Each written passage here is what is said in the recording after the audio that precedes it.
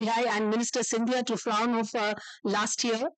And we are delighted to note that many of the activities that were outlined in the MOU have already kick-started. So I think to that extent, it's fantastic that Dr. Upadhyay is here today and will share with us his ideas on where an Indo-German collaboration in innovation and AI can have a value proposition for both countries. I'm also delighted to have my own colleague, Dr. Thomas Kuhn, who's come all the way from Germany from the Fraunhofer Institute of Experimental Software. He will be sharing some of our experiences and competencies in AI, particularly with focus on workplace changing, which is, of course, one of the biggest topics we have today, but also manufacturing, agriculture, and health. And I think one of the key topics that Fraunhofer can present to the Indian audience is data space. We have created a secure data space in the cloud for many years where challenges from industries are brought in and discussed. So you will hear a lot from him. I'm particularly delighted that four Bangalorean CEOs are here today. We have with us Sindhu Gangadharan, who needs no introduction. I think everyone knows her, and who doesn't know is coming under a stone. So uh, we also have Anshuman Avasthi, CTO of Mercedes-Benz Research and Development Center in Bangalore. And we have Dattatri Salgame from Robert Bosch Software Solutions. And of course, Prashant is sitting at the back, Doraiswamy from Avonio, which was earlier Continental. So as you can see, a power-packed industry captain session, which will follow after the panel. And last but not the least, we have Murli Nayar from Bertelsmann Stiftung, which is a think tank which has been producing a lot of knowledge papers around India and Germany, and actually positioning India as a positive partner for Germany long before Germany even started looking at us so seriously. So thank you for that, Murli. Uh, I'm standing here in front of you today as the head of Fraunhofer in India for the last 18 years. Extremely proud that Fraunhofer is one of the largest applied research ecosystems in the world. We have 76 institutes in Germany. We are present in more than 80 countries. We produce 2 patents for every working day. We are also the inventors of the MP3, white LEDs, and many such inventions. But what really singles us out in this innovation corridor is the fact that we take research from lab to the market in the shortest period of time. So this is an area where India really needs support, and we are delighted that we were one of the first movers coming into India 18 years ago. And even today, there are very few international R&D organizations that are active in India. We have been earning more than 70 million euros in the last 10 years from research contracts with Indian industry, government, and research organizations. And we have an absolutely amazing network of partners in India, including organizations like CDOT, but also with Indian industry, which is really gearing up for innovation. So I think we came in at the right time. And took advantage of this, innovation trajectory that has picked up in India, and it's exciting to see what's unfolding before us. I have to say that today what we are bringing together is really a thought-provoking session. We only have 15 minutes, so I would like to get on with business immediately. And we hope that some of the thoughts that we are leaving behind with you today will resonate and will actually trigger a long-term dialogue and engagement so that we can take the Indo-German innovation collaboration to greater heights. I would now like to invite Mr. Georg Ensweiler to kindly deliver his special address.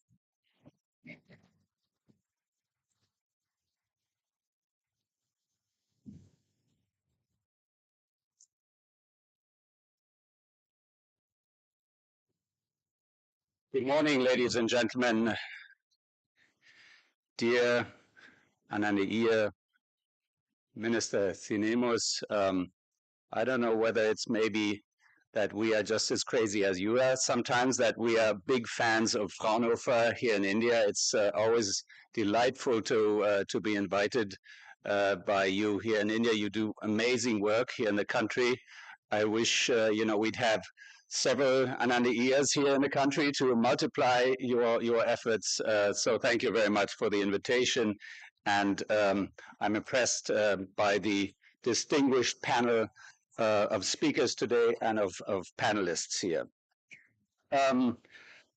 All of the panelists and speakers here today are drivers of technology, and so it makes sense that you are also at the forefront of innovative AI technology. From increasing crop revenue, improving diagnostics on or minimizing errors in manufacturing, AI undoubtedly has huge potential for social and economic good. AI is predicted to contribute between 5 and 15 trillion to the global GDP by 2030 to 2033. But there are also questions, of course. How can we ensure that this growth is inclusive? How do we minimize negative effects for people and the planet? What kind of effect would this have on labor markets, for example? After all, the motto of this summit is actually welfare for all. India, for one, has ambitious goals to create massive computing infrastructure in big parts powered by green energy. Germany is investing in so-called AI lighthouses, which foster AI innovations for climate and environmental protection. Since 2020, Germany has funded over 60 projects leveraging AI for sustainability. The topics range from wildfire prevention and renewable energy to biodiversity monitoring and circular economy. Paramount that government, academia, and industry work hand in hand. By promoting research and development, creating a clear regulatory environment, and investing in the training of skilled workers, we can unlock a broader potential for AI. India shows huge potential here. It accounts for 15% of the global AI talent pool and has the highest AI skill penetration rate. In terms of research and development in AI, India ranks third in the world after the US and China.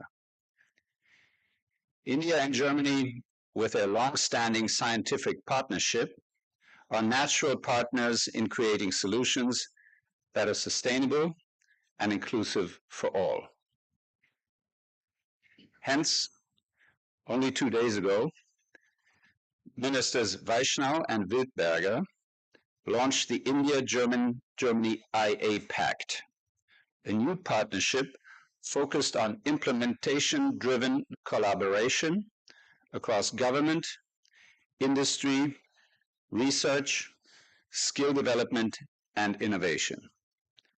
It will include aspects as AI for industry and manufacturing, talent, skills, and mobility, joint research, innovation and infrastructure, and overall AI for social good.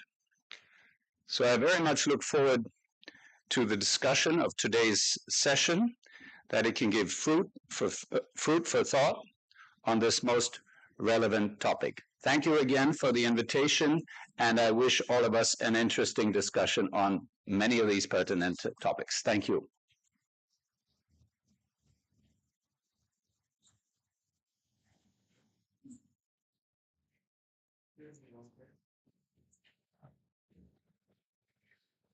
Thank you for your kind words, Mr. Ensweiler. We now have the pleasure of hearing Dr. Thomas Kuhn, who heads the Division of Embedded Systems in Fraunhofer IESE. As you all know, we talk artificial intelligence. In Fraunhofer, we call it augmented intelligence, which means that human intelligence is still at the core of what we're talking in terms of AI. It's a pleasure to bring Dr. Thomas Kuhn to India. The floor is all yours.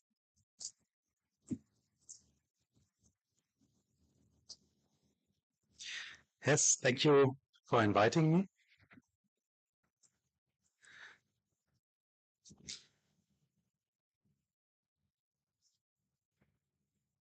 Yeah, what is Fraunhofer doing in the field of AI? You all know AI is on one hand large language models, mostly driven by the US. We have huge open source models coming from China. So what is Fraunhofer contributing? And our goal is to bridge industry and academia to support to support the industry in creating new products and bringing ideas into practice. And I've chosen here a few highlights on what we can do as Fraunhofer. So, for example, when you speak about AI, the question is how reliable is the result of AI? Do you get reliable information? That's one topic, trustworthiness. How can we achieve trustworthy responses? That's something that Fraunhofer is researching on. For sustainable growth, it's also very important to preserve knowledge that is available in the company, especially if people retire. A lot of small and medium-sized enterprises have exactly this problem that knowledge is leaving and you cannot get this knowledge back because the new employees simply don't have this knowledge anymore. So how can you preserve knowledge? We call this industrial AI, so bringing AI models into practice, creating specific, specialized AI models based on company data, based on sensitive data, not personal data of persons, but sensitive data for business, sensitive data for companies so that they can support these companies with these needs, that the AI, for example, creates a colleague that is an expert for a specific device and that can help humans to work more efficiently with this device. And last but not least, as my colleague already did introduce, data spaces are key technology for that, because for AI, we need to be able to train AI, and therefore we need a reliable access to data and a way to share data, but based on rules. And that's what data spaces are meant for. With Fraunhofer, we have the ability to instantiate data spaces that scale up to 10,000 transactions per second, and that's quite a lot. So Fraunhofer is structured into alliances, and the most important one is the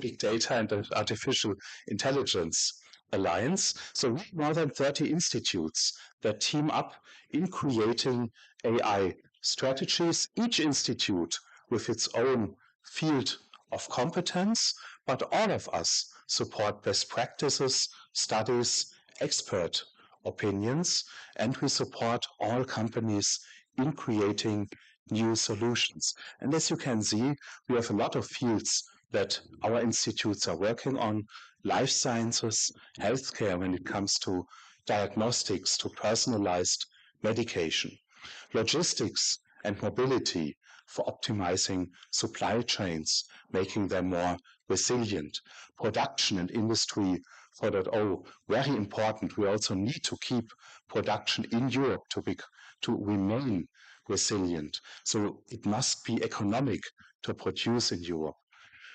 Energy and environment, renewable energies, smart grids, self-managing grids. That's very important topics also for AI and big data, business and finance, security, to make sure that our data is well protected. I cannot go into detail for all of these topics, so we've collected a few samples on what we are doing, from embedded AI, image analysis, collaborative transport, cancer diagnostics, swarm intelligence, of course also defense topics. I cannot go too much into detail here, but AI has a huge impact, and while the race regarding general purpose LLMs is not our race, the applications that can be created with AI, the transformation of industry, that is very well our mission, to bring AI to use for industry.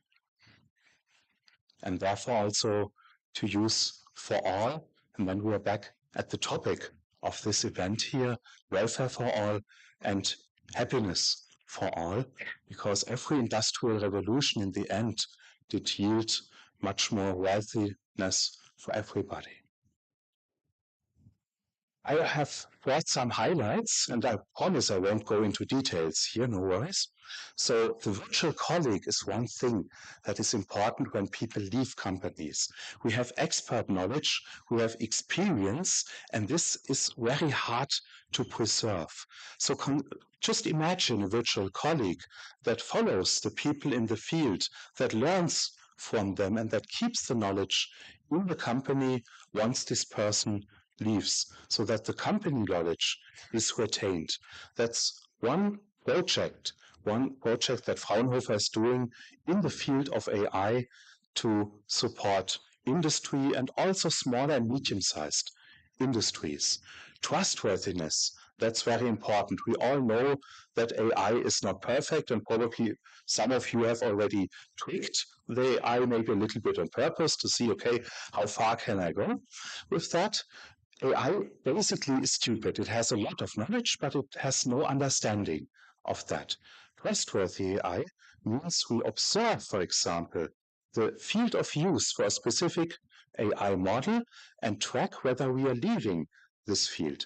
We have an uncertainty wrapper that gives you, with each response of the AI, an uncertainty value that says, okay, how trustworthy is this particular response? And that's very important when we want to apply AI also in safety relevant environments for medical diagnostics, for image recognition, and also in traffic. That's very important then to know how safe is the assumption of the AI here. Federated AI training is very important when we want to work together. For example, a robot that can grab something that every human can do, grab into a box and take something out. For a robot, that's a very big challenge.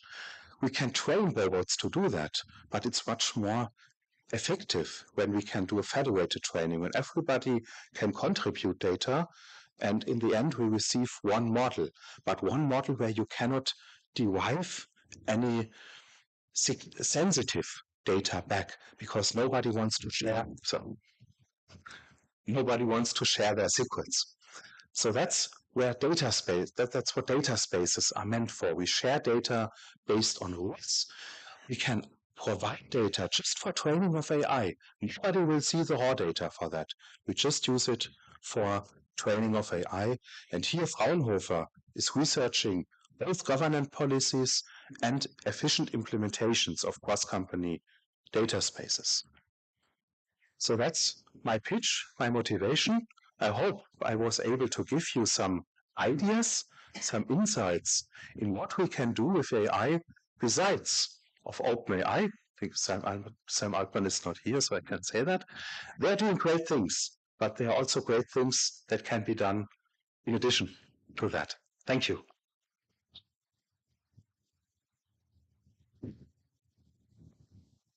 Thank you very much, Thomas.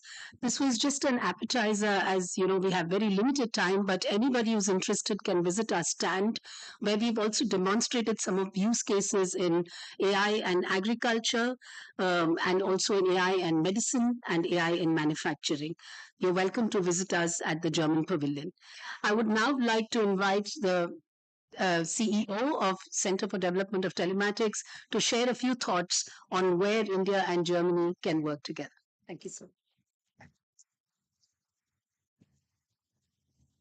Thank you so much, Anandi. Honorable Minister, ma'am, policymakers, industry leaders, experts. It's an honor to address this forum at a time when artificial intelligence is reshaping global economies and governance architectures. Today it's not merely a technological shift because AI is quite pervasive. It is being applied to almost all the sectors, and where it is not applied, it will be applied sooner or the later. because it underpins the competitiveness, productivity, and societal resilience. And for India and Germany together, Germany being the precision engineering expert, for years, and India bringing the scale, I think there is a very good way that India and Germany work together and align the how the AI is taken forward in a very responsible, ethical way, so that not only it helps us economic progress, but also meets the social good challenges. As we know, India's AI system is quite vibrant, ranking third globally for its competitiveness and developer activities. Our AI mission is already investing more than $2 billion. We have given to our startups 38,000 GPUs, and this will be further increased. It could bring 1.7 trillion value to India's economy by 2035, and the tech sector particularly is projected to contribute $280 billion revenue this year itself. Germany's AI market is also rapidly expanding, driven by strong industrial integration, particularly in manufacturing and substantial public-private investment. Germany's AI market is expected to be nearly 30 billion euros by 2030. I read that there are 600, more than 600 startups in Germany, and we also have lot many startups. I think together, how the startup ecosystem could work together for the benefit of not only both the countries, for bringing global good to this sector. So there is a need for a win and win situation for India and Germany, partnership between two great countries, given our diplomatic relations, given the, as I said, the precision engineering which Germany is famous, and the scale what we bring in India. I think there are many areas where we can contribute, but I thought I'll focus on two, three. One, I think it was mentioned in smart manufacturing. Germany's leadership in Industry 4.0 and India's expanding manufacturing. I think this government has invested heavily on the manufacturing under various schemes like PLI and DLI schemes, and it is going to go forward. And therefore, how do we use AI in smart manufacturing? We would like to work with Germany in terms of developing smart manufacturing standards, cross-border industrial data flows and safeguards, AI-enabled energy efficiency. And since we arrived late in this manufacturing space, a lot of our manufacturing plants are actually started using AI. In fact, recently there was a science event, ESTIC, wherein the Tata's presented how they are going to bring down the cost using AI in manufacturing. The second point I think Anandi brought up for agriculture. I think Fanufer is already working in India for agriculture, and agriculture being one of the key part of our economy, the service sector and the economy, agriculture sector. I think it also makes us a good partner for how do we improve the productivity, the yield, the income for farmers, the efficiency gain, productivity gain, and that will be another area we can work together. Um, I would also like to say that especially given the economic progress we are making, and we see a lot of challenges coming from the cyber security area. We get millions of attacks in our country, millions of attacks, and I'm not sure what is happening in that part. So therefore, AI in cyber security is very, very important, which we use to some extent, and we would like to learn from Germany, whatever, and we would like to share these what we are doing, how we are using AI to come to a pattern, because the kind of data flow. For example, India, we receive data rate at 10 terabyte per second. 10 terabyte per second is the data rate. And how do you process this data in real time and be able to tell that how and where the attacks are happening? As far as the CDOT is concerned, we work in various areas. I don't know, some of you may be aware. I would like to place it on record that India made its own 4G and 5G, and it was launched by Honorable Prime Minister in September 25. And this was a journey we took alone. for 6G, we would like this journey to be together with the world, because we were actually lagging behind. We never developed 1G, 2G, 3G. Suddenly, our honorable Prime Minister said, you 4G and 5G, and we did in 2, 3 years, and it is launched today, serving close to 170,000 base stations are radiating, generating a data rate of 5 petabyte, and will grow further.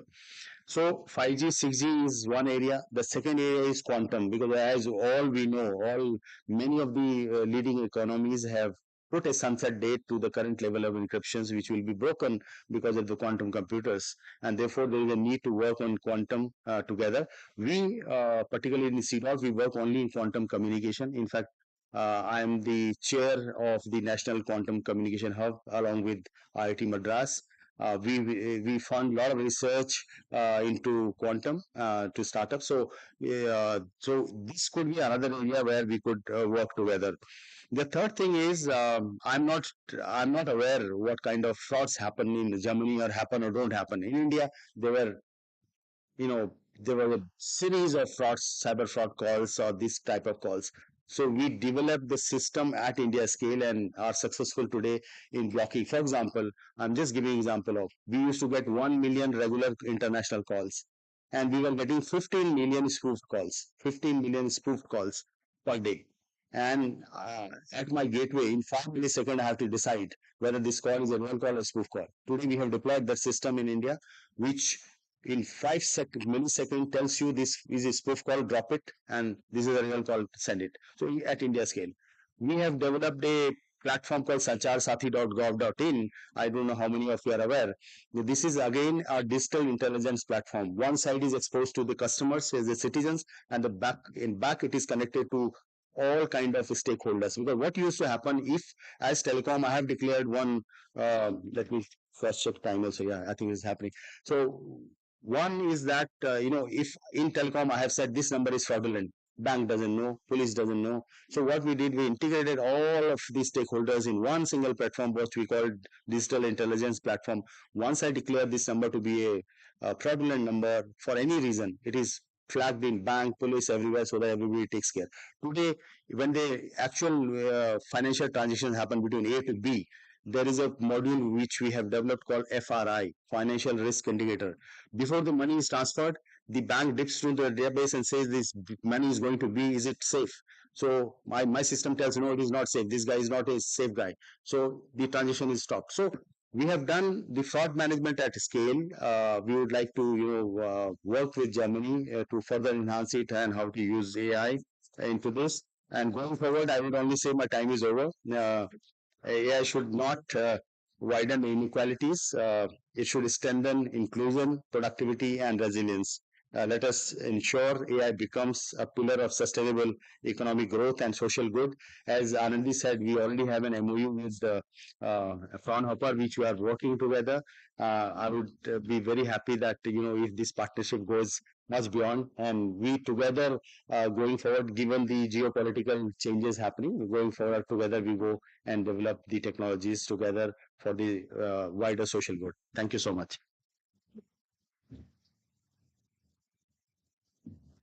Thank you, Dr. Upadhyay. I can only underscore that it has been an absolute privilege working with you. And it is not something where German technology is being given to CDOT, but we are actually co-creating. There are India-specific challenges for which teams from CDOT who are extremely qualified and they have amazing infrastructure. I would really appreciate at some point, Dr. Upadhyay, if some of our German delegates, maybe not this time, but next time, come and see the kind of work you're doing, because I think that brings a different level of understanding, insight, and trust.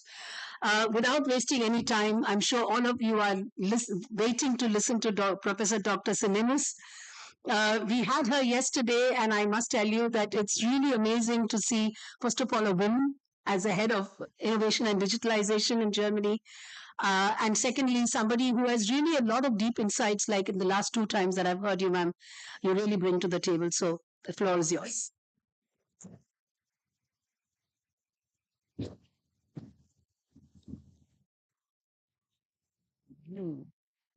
That's not easy from the technical point of view here. So thank you. Thank you, Anandi Aya. I'm really a fan not only of you and women who are leading in such a kind as you do it and others here. I'm a fan of Fraunhofer as well. Because, as you already pointed out, they try to get the lag between research and then bringing it really to society and to economic growth. And at the end of the day, I'm coming out of the biotechnology area, and I think we really have lost a lot of chances in coming from the research, really bringing to economic growth. And I think AI has the opportunity, and as well quantum, as you mentioned, to do this. And Your Excellencies and gentlemen, ladies, it's a great honor for me to deliver a special address. I never have given a special address and try to hit this at this Indo-Germanian Innovation and Technology Forum. I'm coming out of a region where we are working together and strongly together with Fraunhofer. Even in my hometown, we have two, and one of this is the Fraunhofer cyber security, where we have based the digital hub of cyber security as well. So we build up a startup ecosystem in the area on the interface of cybersecurity and digital and AI. So maybe this could be an anchor point afterwards. As Minister for Digitalization and Innovation, I very much welcome the opportunity to discuss how we can turn AI into concrete public value in manufacturing, in agriculture, in healthcare, and through trustworthy AI, as Thomas Kuhn has pointed it out. The AI Summit all is about AI, and we see how dynamic the process is going on. AI is already transforming how we produce, how we heal, how we grow food, and how we govern. And the key question, therefore, is not if AI will shape our society, the question is how, and whether economic development and social good move forward together rather than separate directions. And looking at the dynamic AI is going forward, we really have to be careful that we balance these economic development and the social part. And I think this is something which has to do with trustful or trust as well. Even my region developed a clear strategy, and our digital strategy and AI strategy are based on a simple but I hope for demanding principle. That is, technology must serve people, not the other way around. Our AI Made in Hessen agenda combines innovation with responsibility. And we want AI that strengthens competitiveness, but also social cohesion, fairness, and trust. And this is the way we invest not only in research and infrastructure, but also in practical projects that deliver tangible benefits for citizens and business. So we have a funding program, it's over 60 billion, and we invest in people who have a vision in how AI can benefit human. So we invest in 170 startups till now. And I want to give you some examples so that you get an idea. And I start with healthcare, because healthcare is one of the most promising fields where AI for social good. We support innovative projects that would be very difficult to realize without our public backing. And we fund, for instance, one project, it's called DEMO. And DEMO, it's not DEMO, it's DEMO. And it's a small group, three who are working on PhD at the Technical University of Darmstadt, my alma mater, and I was happy to give them 1.8 million euro because they are developing a load-bearing robotic wheelchair, essentially a walking robot that can safely and autonomously overcome barriers such as stairs or uneven ground using advanced robotics and AI. This project will have for the people with mobility impairments, that is no science fiction, it is a difference between dependence and independence participation on everyday life. And I think that is really a good example how we invest our funds. Another example is risk stratification in cardiology using AI. The goal is build a clinic decision support system that analyzes patterns in ECG recordings with AI and detects cardiovascular diseases at an early stage. So you can go through prevention. That are two of a lot of AI and healthcare startups we are giving our funds in. And a second field I would like to highlight is agriculture. Even for India, agriculture is a very important area and which is a crucial pillar of economic development and food security. Again, we support a project, and there is only one of a lot, on the early detection of plant diseases.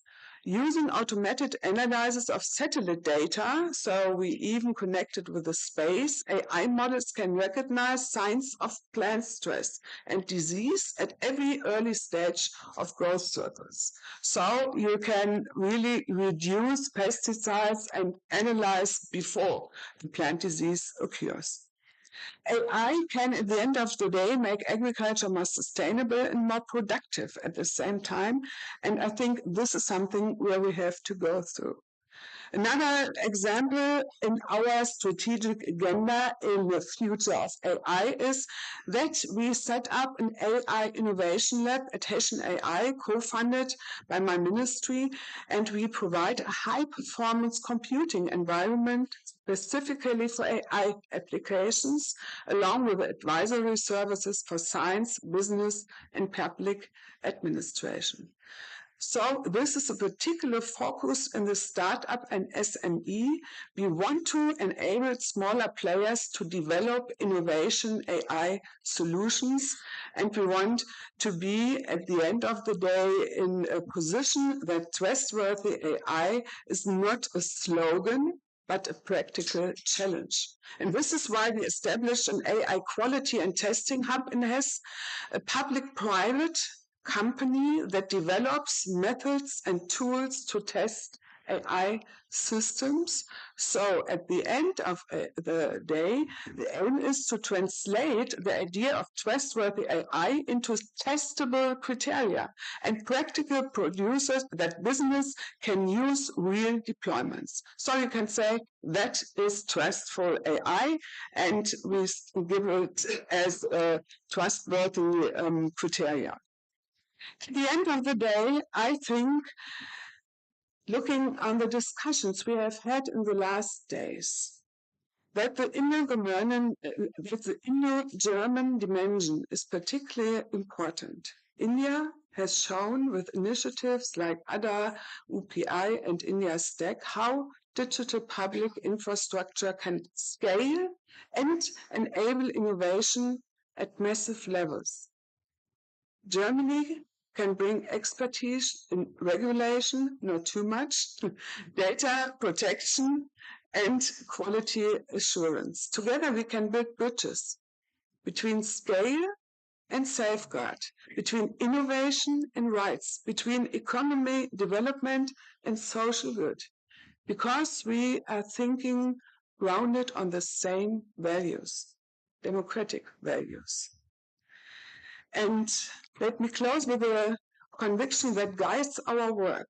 AI will not automatically lead to better outcomes. It depends on the choices we make. What we fund, how we regulate, which ecosystems we build, and whom we include. So let us proceed on our democratic values and go forward with the Indian-German collaboration in AI. Thank you.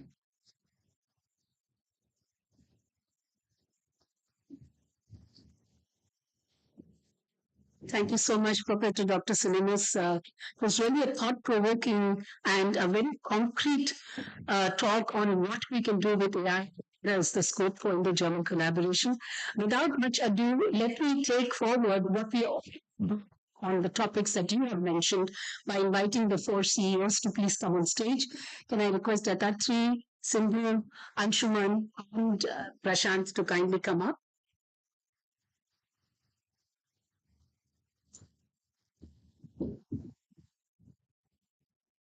I don't know where there is. Yeah, it needs to be.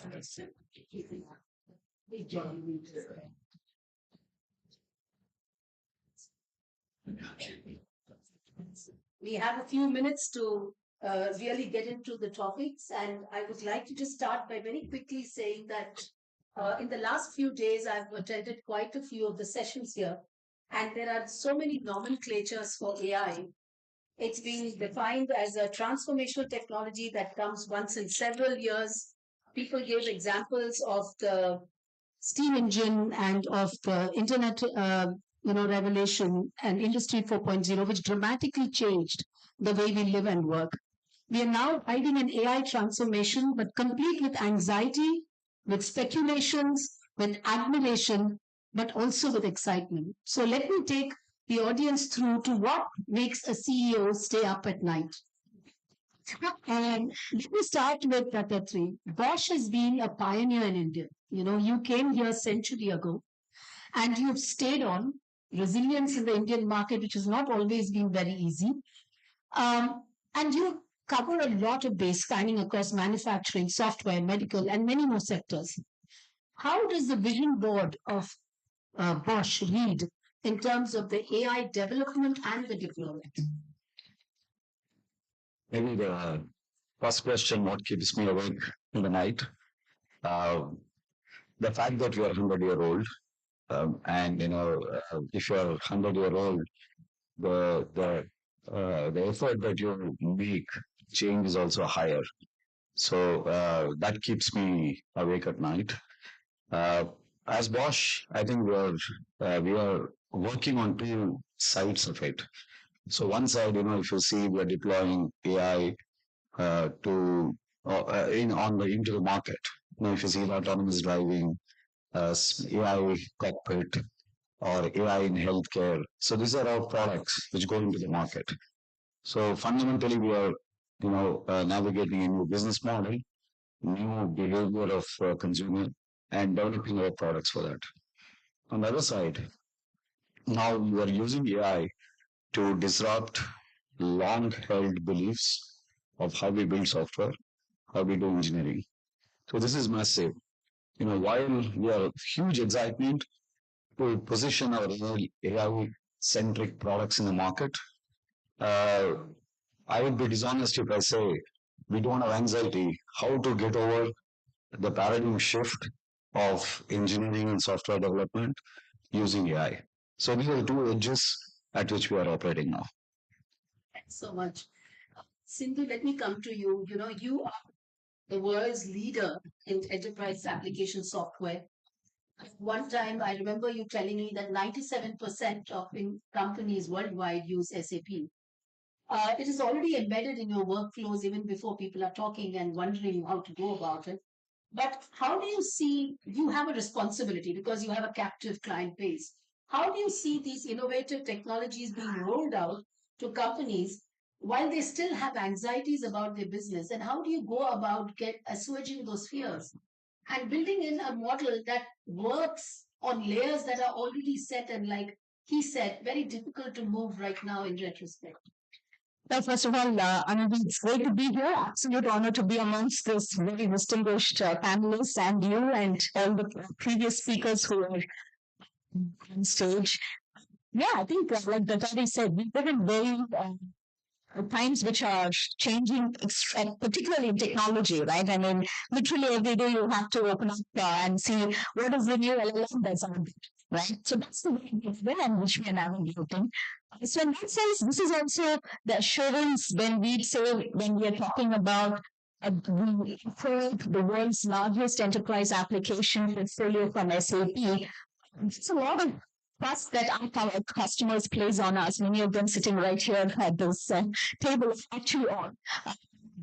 And so when we say 87% of the world's business commerce touches an SAP system, it's a matter of a lot of responsibility and a lot of trust, which we continue to take forward given that we serve 26 industries and across 12 portfolios that we have, right?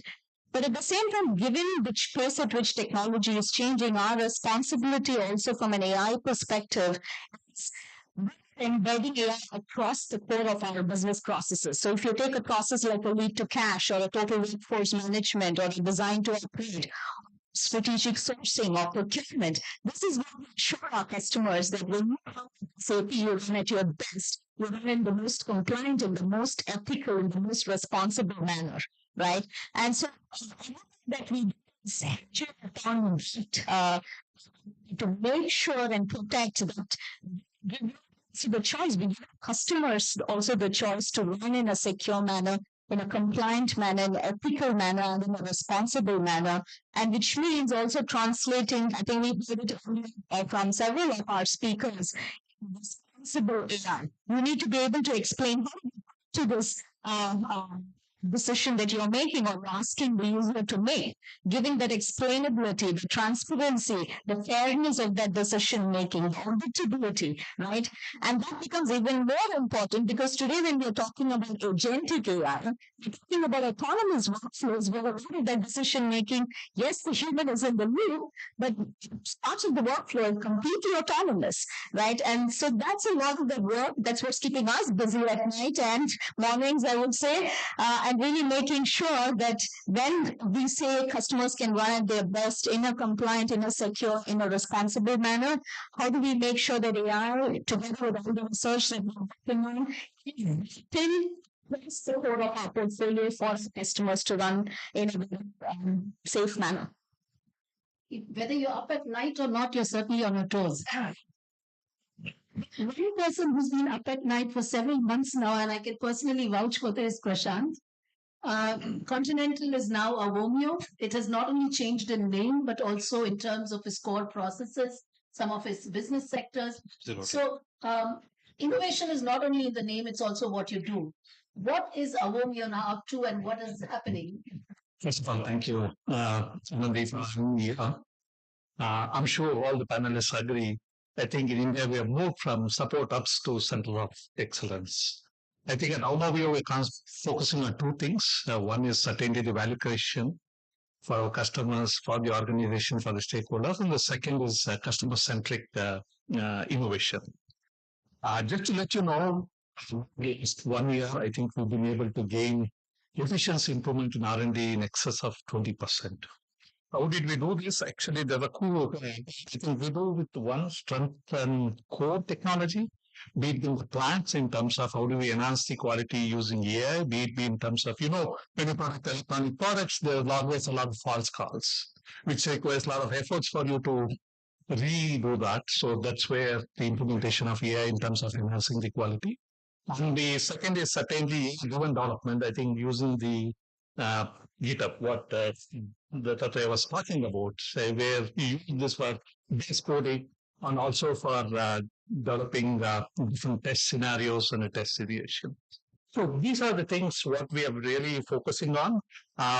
One, as I said, how do we really enhance the velocity in engineering and R&D? We're using this automated technology. And also we introduced something called RigNet. In automotive, the biggest challenge today with so much of complexity of technology is coming over to requirements, because always you leave one or two, which is very, very important. Like how do you really enhance this in terms of the requirement? And second is certainly in terms of agentic AI, which is used in the enterprise in the support function like finance, controlling, or be it the market analytics. Yeah, so this helps us in giving a very good summary for the leadership to take decision based on the data. And third is certainly on the what we call the product innovations, and we have a marketplace here in the German stand where we have displayed, which was developed corely here in India, one on the autonomous mobility, which is called enhanced night vision. We've been able to, with the use of AI, enhance really the vision, the camera vision in the night for easier detection. And the second is something called e-travel companion, where you seamlessly interact with the vehicle. And the third is access, like our driver will seamless access with the car. These are the three which was developed innovations which is displayed in the German stand as well. So in summary, I think we continue to drive, make use of AI, what we call from our goal is to a seamless integration into the corporation. Thank you so much, Prashant. Let me go to Mercedes. Mercedes-Benz is a North Star in innovation. I mean, you've been around several decades. It's also been a very competitive environment in manufacturing, which a lot of people say that Germany has lost its edge.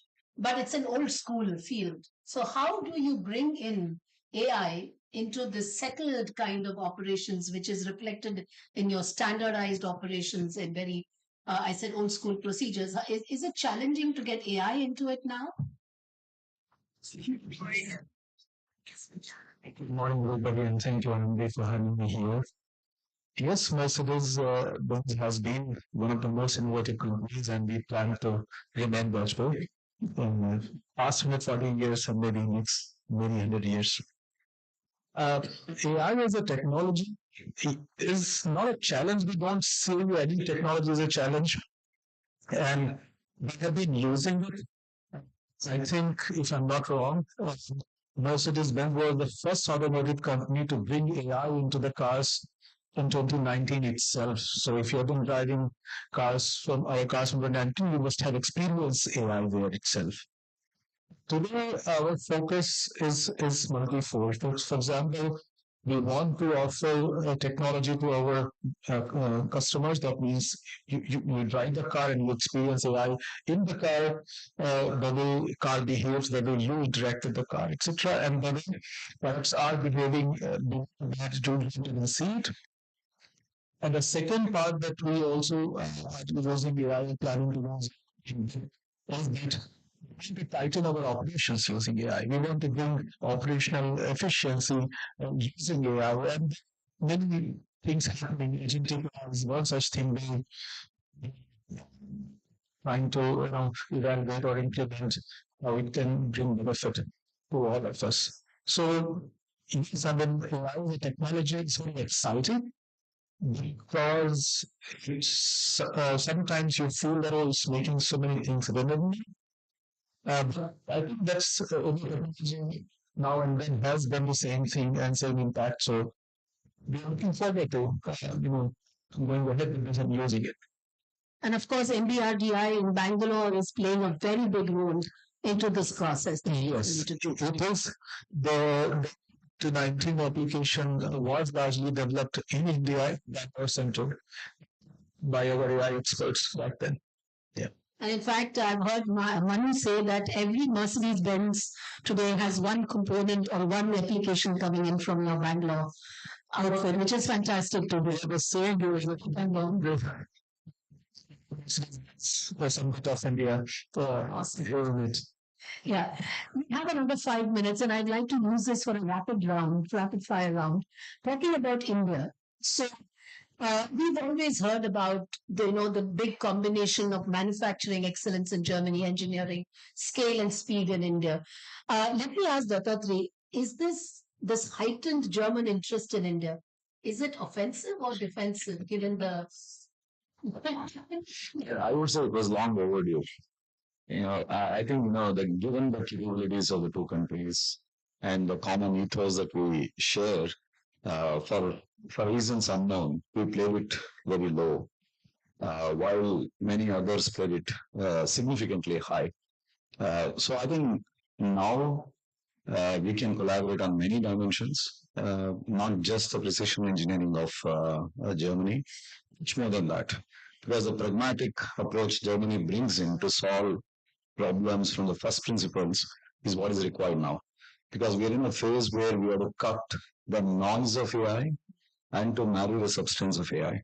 So for this, I think you all know in this room the pragmatism of Germany, how we can bring in together. So it's an opportunity that I see. Thank you. That's very diplomatically put. Silvio, I come to you. You have just inaugurated a huge campus and you have ambitions of taking more than 15,000 people. The controversial question that I'd like to put to you is, they say that the cost arbitrage is 4:1. That is, for one German, you can get 4 Indians in India. Not anymore. Not anymore. I will not answer the question because this value arbitrage, they say, is just the opposite, right? So we are looking at a demographic dividend in India, but there is a huge aspect of inclusion, productivity, skilling, reskilling. How does that play into your vision for India? You started off by talking about the new campus, right? And if we were talking only from a cost arbitrage point of view, campus, right? So that and I think we just had Chancellor Merz coming to campus as well, and right, looking at India as a cost arbitrage is out of the I put any of my hats onto the red. I don't see it in any of those conversations.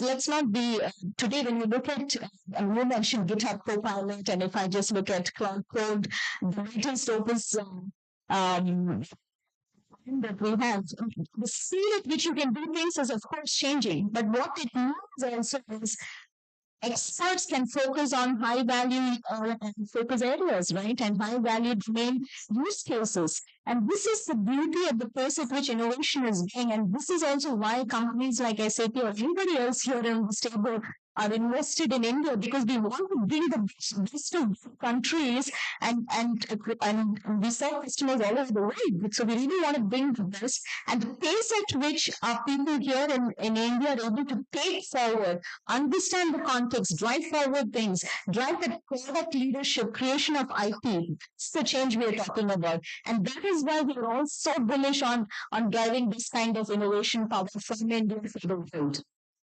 Thank you, Sindhu. I have actually 2 more provocative questions for my other 2, but due to the paucity of time, we'll have to take a break because we still have Murali talking about his study. But I think the fact is clear that India opportunity India and Germany have an opportunity like never before. It's an inflection point. It is an opportunity for co-creation and working together in a very, like Mr. said, with shared values, with a very clear agenda. And I thank you all for being here and for sharing your thoughts. And can we have really quickly come and talk about your study, please? Because we just have 2 minutes and we have to close. And quickly come. Sure. Yes, escape. You just stay. Take a seat. And 2 minutes, I have no idea I'm going to go through this, but it's great to be here. 2018, we launched the industry